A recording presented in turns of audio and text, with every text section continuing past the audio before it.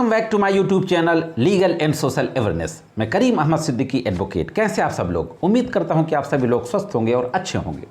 साथियों, मैंने NI act यानी चेक बाउंस की जो धारा होती है 138 एनआई एक्ट, उस पर एक बहुत पहले वीडियो बनाया था और उसमें मैंने बताया था कि चेक बाउंस के मुकदमों को करने का प्रोसेस क्या होता है। उस वीडियो का लिंक मैं डिस्क्रिप्शन बॉक्स और आई बटन में दे दूंगा, डिटेल में वहां पर जाकर के देख सकते हैं।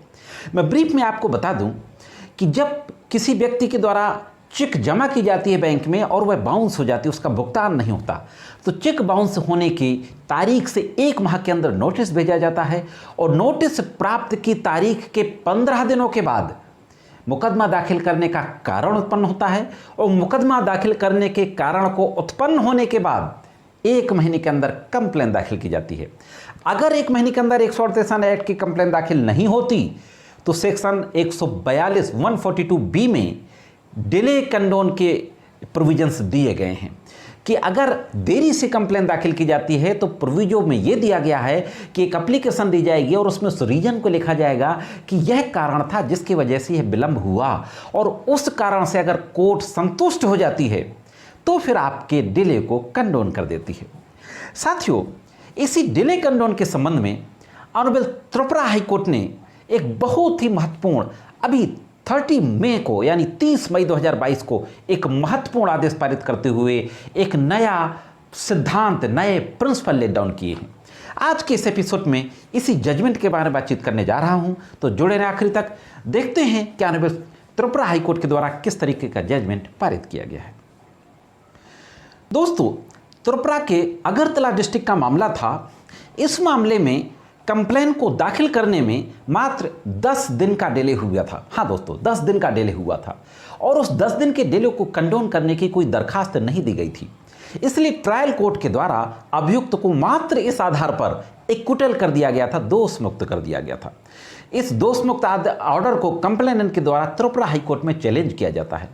त्रिपुरा हाईकोर्ट में जो केस गया था सुमित देव बनाम जॉयदेव, CRLA नंबर 09/2020। इस मामले की सुनवाई करते हुए त्रिपुरा हाईकोर्ट के द्वारा जो महत्वपूर्ण बात कही जाती है कि डिले कंडोन की दरखास्त नहीं थी, यह बात सही है, लेकिन जो ट्रायल कोर्ट ने, चीफ जुडिशियल मजिस्ट्रेट अगरतला ने जो एक्विटल का आदेश पारित किया, वह अभियुक्त और कंप्लेनेंट दोनों के लिए सही नहीं है।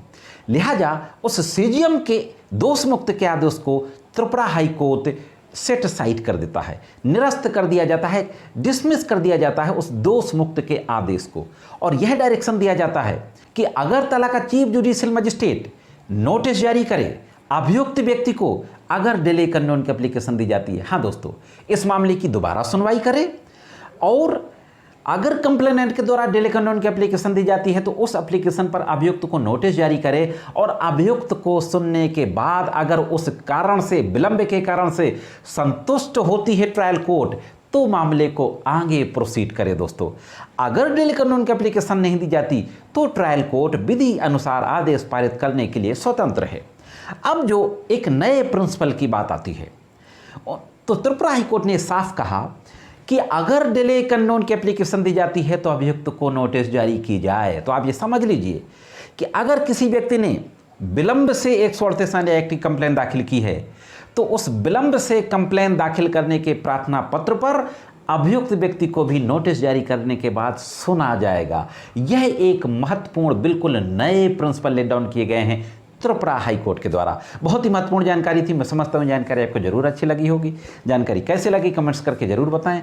आज के एपिसोड में सिर्फ इतना ही। मिलते हैं किसी अन्य वीडियो में कानून की कुछ अन्य जानकारियों के साथ। तब तक कानून की विभिन्न तरीके की जानकारियों के लिए देखते रहें लीगल एंड सोशल अवेयरनेस।